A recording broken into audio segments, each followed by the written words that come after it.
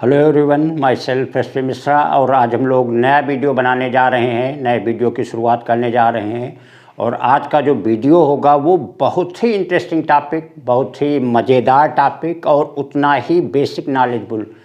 कुछ हम लोग बेसिक फैक्ट पे बात करेंगे, कुछ इन्वेंशन के विषय में बात करेंगे जो हमारे वर्ल्ड फेमस साइंटिस्ट, ऐसी डिस्कवरी जिन्होंने पूरी दुनिया को बदल के रख दिया, पूरी दुनिया को चेंज कर दिया, तो उनके पीछे उन साइंटिस्ट की सोच अपनी क्या थी, क्या अपनी थिंकिंग थी, उसके विषय की हम लोग आज बात करेंगे कि किस तरीके से उन्होंने सोच के और उसके कुछ बड़े अजीबोगरीब फैक्ट। आई होप कि ये तो एक चैलेंज नहीं कर रहे हैं, लेकिन ये जितनी भी चीज़ें आज सामने आएंगी ये कई जगह से, कई बेसिक चीज़ों से कलेक्ट किया हुआ है, जो कि ये हमारे मन में आए कि हम लोग आप लोगों के सामने चीज़ प्रस्तुत करें। और बहुत ही इंटरेस्टिंग, उतना ही मज़ेदार और उतना ही नॉलेजफुल कि कोई चीज़ जो डिस्कवरी हुई किस तरीके से हुई।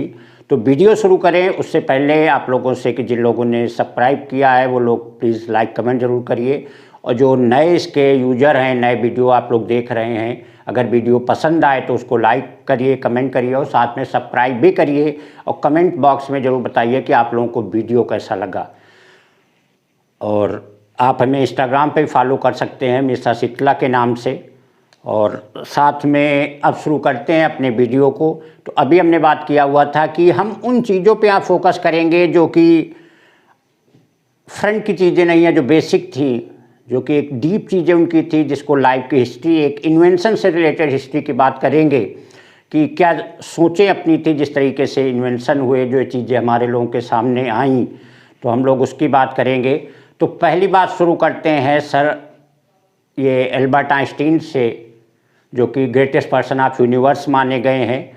तो आइंस्टीन के विषय में जो भी डिस्कवरी की, हम लोग उसकी नहीं बात करेंगे और डिस्कवरी के पीछे के पॉइंट की बात करेंगे। तो इनके विषय में जो सबसे फेमस बात यह है कि ये कभी भी लैब नहीं गए, कोई भी ऐसा साइंटिफिक सेंटर इन्होंने नहीं ज्वाइन किया। इनके पास केवल डायरी होती थी, अपने बच्चों को ये पार्क में घुमाने ले जाते थे और हमेशा उसी डायरी में कुछ लिखा करते थे।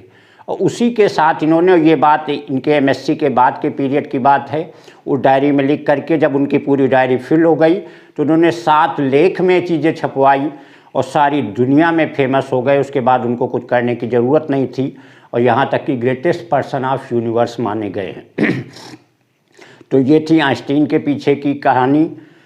अब नंबर आता है जो I think most interesting point, most interesting thing सामने आएगी, माइकल फैराडे की। हम लोगों को पता है कि जो हमारा एसी जनरेटर है उसके जो फादर हैं वो हमारे माइकल फैराडे हैं। तो इनके विषय की सबसे बड़ी बात एक ये बता दें कि ये हमारे 3 जो ग्रेटेस्ट साइंटिस्ट माने जाते हैं, एल्बर्ट आइंस्टीन हो गए, आइजैक न्यूटन हो गए, गैलीलियो गैलीली हो गए, शायद उन्हीं के पैरेलल ये भी हैं। लेकिन इनको मैथ्स नहीं आती थी, फिजिक्स आती थी, केमिस्ट्री आती थी, दोनों पे इन्होंने इन्वेंशन किया। लेकिन इनको जो है मैथ ना आने की वजह से थोड़ा सा पीछे रह गए। तो एक बड़ी ही इंटरेस्टिंग इनके पीछे की घटना है कि इनकी अपनी एक सोच थी। और जो भी लोग पढ़ रहे होंगे, अगर वो उन्होंने आगे की साइंस पढ़ी होगी, इंटरमीडिएट रिलेटेड साइंस पढ़ी होगी, तो हमें जानते हैं कि अगर जहाँ पे करंट फ्लो हो रही होगी उसके अराउंड जो है मैग्नेटिक फील्ड प्रोड्यूस हो जाती है। इनकी उल्टी सोच थी कि क्या अगर कहीं पे मैग्नेटिक फील्ड है तो क्या करंट प्रोड्यूस हो सकती है। इसके लिए इन्होंने अपने ही घर पे लैब बना रखा था, पूरा अपरेटस, जो जितना भी इनकी समझ में आया, जो जो चीज़ें थीं और जो जो चीज़ें होना क्या थी। सिंपल सी बात है कि अगर करंट है तो करंट में मैग्नेटिक फील्ड है, उल्टी थिंकिंग है, मैग्नेटिक फील्ड, इन्होंने मैग्नेट की व्यवस्था की और साथ में अपना जो भी सर्किट था वो अपना बना लिया। अब इनकी उल्टी थिंकिंग थी कि मैग्नेटिक फील्ड अगर हो तो क्या वहाँ पे करंट को प्रोड्यूस किया जा सकता है। जो भी अपने एक्सपेरिमेंट है ये एक्सपेरिमेंट करते रहे, जिस तरीके से अपनी जो भी थ्योरी थी, जो भी अपना कॉन्सेप्ट था, सारी चीज़ें अप्लाई करते रहे। इस तरीके से इनके 14 ईयर्स बीत गए, 14 साल इन्होंने इसके लिए लगा दिया और कहीं कुछ नहीं हुआ। अचानक पता नहीं इनके दिमाग पे क्या आया, ये खड़े हुए झल्ला करके इनको लगा कि हम एक बेवकूफ़ी की चीज़ कर रहे हैं जिसका कोई रिजल्ट नहीं है, फ्रूटलेस चीज़ है, अभी तक हमने इतना टाइम लॉस किया। और खड़े हुए एकदम से गुस्सा होकर के मैग्नेट को उठाया, उसी अपरेटस सर्किट जो था उस पर बहुत तेज़ी से पटक दिया गुस्सा के मारे। मतलब इस तरीके से इनकी अपनी सोच थी कि अपरेटस टूट जाए, ठीक है, हमने बहुत बड़ा टाइम लॉस किया, इतना ज़िंदगी का मूल टाइम लॉस किया, उसका कोई रिजल्ट नहीं है।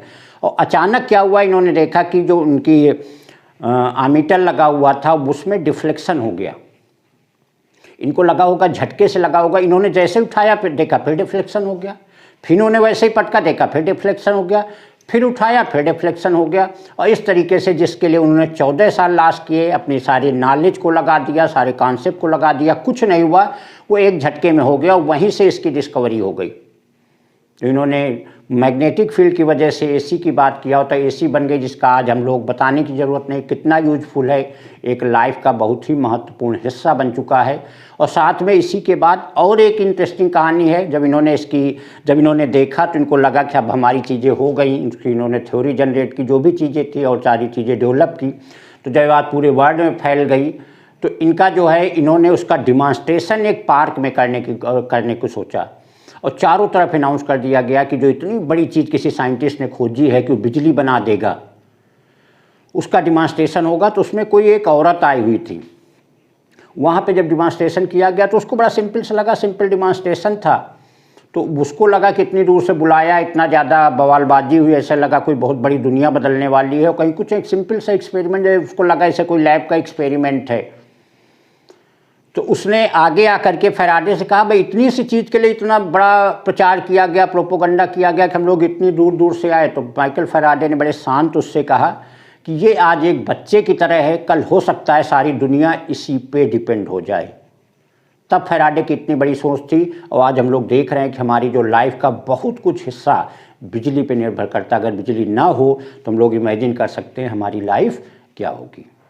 तो ये था फैराडे के पीछे की कहानी, जिस तरीके से उन्होंने एक बहुत बड़े इन्वेंशन को अंजाम दिया और किस तरीके से वो आप लोगों ने सुना ही सुना। इसका नेक्स्ट बात करते हैं आइजैक न्यूटन की।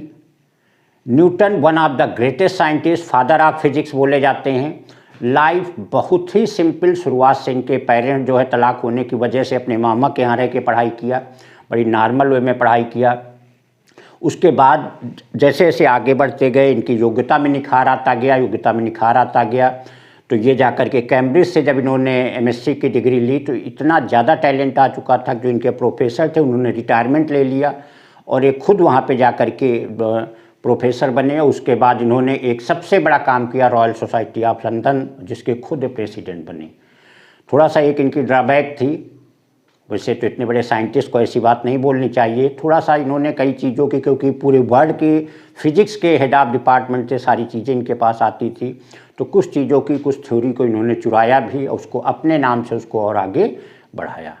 तो ये थी न्यूटन की अपनी कहानी। इसके बाद नेक्स्ट नाम आता है मैडम क्यूरी का। बहुत ही नॉर्मल फैमिली से बिलोंग करने वाली लेडी, बहुत ही सिंपल एक लेबर क्वालिटी की फैमिली से बिलोंग करने वाली लेडी। अपनी पढ़ाई बीएससी एमएससी करने के लिए इसने दूसरे के घर में जा कर के, जिसको कहते हैं साफ़ सफाई करना, बर्तन धुलने, उसका काम किया। एक कोई अच्छे से घर में गई हुई थी तो वहाँ का जो मालिक था, हेड था, वो इम्प्रेस हो गया, इससे शादी करना चाहे, तो सोचा कि इससे हम शादी करने का प्रस्ताव दिया, लेकिन उनका तो अपना दूसरा एम था, तो उन्होंने उस घर को छोड़ दिया। उसके बावजूद जो इन्होंने मेनली यूरेनियम, जो हमारा रेडियो एक्टिविटी प्रोसेस है, रेडियो एक्टिविटी को इन्होंने डिस्कवरी का अंजाम दिया, और उस अंजाम में इनको बहुत ही ज़्यादा, लास्ट में ये और इनके हस्बैंड जो बाद में शादी हुई, पियरे क्यूरी, जो दोनों नोबेल प्राइज़ विनर हैं, मैडम क्यूरी को 2 बार नोबेल प्राइज़ मिला हुआ है, उसका अंजाम दिया। इन्होंने रेडियो एक्टिविटी प्रोसेस की डिस्कवरी की और बाद में बहुत ही भयंकर रोग से, क्योंकि जो उसकी कॉस्मिक रेज होती हैं, अल्ट्रावायलेट रेज होती है, हमारी बॉडी के लिए बहुत ही हार्मफुल हैं, उसकी वजह से ये बहुत ही ज़्यादा इनकी बॉडी डैमेज हो गई और अंत में इनकी बहुत ही दर्दनाक मौत दोनों लोगों की हुई। क्योंकि जब शुरुआत में चीज़ें पता नहीं थी तो इन्होंने पास से सारे वर्क किए, तो सारे जो रेस थी उनका इफेक्ट बॉडी पे आया, ब्लाइंड भी हो गए थे, सही से दिखता भी नहीं था, और इतना भयंकर कुछ रोग हुआ कि बहुत ही ज़्यादा इनकी दर्दनाक मौत हुई। नेक्स्ट बात जिसकी हम करते हैं, हमारे इंडियन साइंटिस्ट हैं डॉक्टर भाभा। भाभा की बात करें, देखने में बहुत ही स्मार्ट पर्सन थे, लेकिन उतने ही फिलासफर। इन्होंने शादी नहीं की और इतना लग के अपना वर्क करते थे कि इनके विषय में एक बार फेमस है कि अपने लैब पे वर्क कर रहे थे तो कोई इनसे मिलने आया, बोले कि भाभा जी हैं, तो इन्होंने कहा ठीक है अभी हम भेजते हैं उनको, और 5 मिनट बाद खुद ही लौट के आ गए, बोले कि बताइए क्या काम है।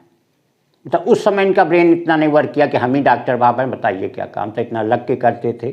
तो एक सिंपल सी और, तो जिन्होंने वर्क किया, वर्ल्ड फेमस साइंटिस्ट थे, जो बड़ी कंट्रीज थी उनको एक तरीके का दुश्मन, जो कि इन्होंने आइटम बम, हमारे यहाँ न्यूक्लियर रिएक्टर, इनको डेवलप करने का इन्होंने काम किया। देखने में बहुत ही हैंडसम, स्मार्ट थे, लेकिन इन्होंने मैरिज भी नहीं की। और ये थी इनकी स्टोरी कि कितना ये कंसंट्रेटेड पर्सन थे अपनी डिस्कवरी और अपने वर्क के लिए। नेक्स्ट एक बड़ा इंटरेस्टिंग नाम आता है, वो भी हमारे इंडियन साइंटिस्ट हैं, डॉक्टर शरद चंद्र बोस का नाम आता है। इन्होंने एमएससी पीएचडी करने के बाद इन्होंने एक थ्योरी जनरेट किया और उस थ्योरी को जब पब्लिश कराना चाहा तो उसके लिए आया कि ये तो आपके लिए डीएससी की डिग्री हो, या फिर इसको आइंस्टीन अगर इसको बता दें, आइंस्टीन इसको सिग्निफाई कर दें कि चलिए ठीक है ये सही है, तो आपको डिग्री दे दी जाएगी। फिर इन्होंने एक लेटर आइंस्टीन के लिए लिखा। आइंस्टीन ने वहाँ से उल्टा लिखा कि क्या आपके इंडियन से नहीं समझते हैं कि काम डीएससी से भी बढ़कर है, और साथ में उन्होंने अपना नाम इसके साथ जोड़ दिया। इसलिए इनकी जो थ्योरी थी वो आइंस्टीन बोस थ्योरी कहलाती है। अपना नाम जोड़ने की वजह से ही इनको वो चीज़ पब्लिश्ड हो गई, चारों तरफ वो फेमस हो गई। तो ये थी इनके पीछे की एक इंटरेस्टिंग कहानी। और साथ में एक बात ये भी पता चलती है कि हमारे जो आइंस्टीन ग्रेटेस्ट पर्सन थे उनकी अपनी क्या हाइट थी। नेक्स्ट जिसकी बात आती है हमारे थॉमस एल्वा एडिसन जी हैं। बहुत ही नॉर्मल फैमिली के पर्सन, पढ़ने में छोटे में शायद उतने ही वीक, एक टीचर को सबसे ज़्यादा ये बदमाश, एक तरीके के क्या कह लो आवारा टाइप के दिखते थे, बहुत ही वीक माइंडेड दिखते थे टीचर्स को ये। इन्होंने ठीक है अपना जो वर्क किया वो घर ही में वर्क करते थे। बाद में इन्होंने जब इनका अपना वर्क का जो आगे बढ़ाना था, जिसका इनको नशा अपना था, एडिक्शन था कि हमें कुछ करना ही है, इनको विषय में कहा जाता है 100 से ज़्यादा डिस्कवरी की, और सबसे ज़्यादा जिसके लिए फेमस उन्होंने इलेक्ट्रिक बल्ब बनाया। तो ये उस समय अखबार भेजते थे प्लेटफार्म पे, प्लेटफार्म पे ही इन्होंने अपनी लैब बना रखी थी। एक बार ये अखबार बेचते बेचते किसी ट्रेन में चढ़े, और ट्रेन में इनको भी चढ़ना था, तो इनके फ्रेंड ने जल्दी में, इनको कुछ और न मिला तो इनके कान पकड़ के ऊपर खींच लिया, जिसकी वजह से, क्योंकि ताकत ज़्यादा लगाने की वजह से बहरे हो गए थे, कुछ दिन ने सुनाई भी नहीं देता था।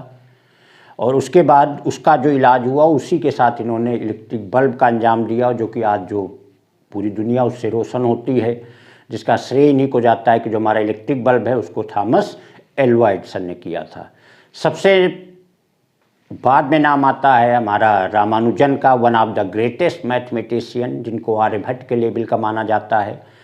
बहुत ही गरीबी लेवल से पढ़े हुए, बहुत ही सिंपल लेवल, जिनके पास रफ करने के लिए पैसा नहीं होता था इनके फादर के पास। यहाँ तक कि ये इंटरमीडिएट में फेल भी हुए, स्कॉलरशिप इनकी छीनी गई, बीए नहीं कर पाए क्योंकि मैथ के अलावा कुछ और वर्क नहीं करते थे। फिर भी बड़ा स्ट्रगल करके किसी तरीके से इनकी जो किसी तरीके से कैम्ब्रिज भेजा गया, वहाँ के जा कर के इन्होंने पढ़ाई पूरी की। और सबसे बड़ी बात यह है कि वहाँ इन्होंने एक डायरी में क्वेश्चन बनाए हैं, करीब वहाँ पे 1500 क्वेश्चन हैं उस डायरी में। एक क्वेश्चन को कर देने पे पीएचडी की डिग्री मिल जाती है।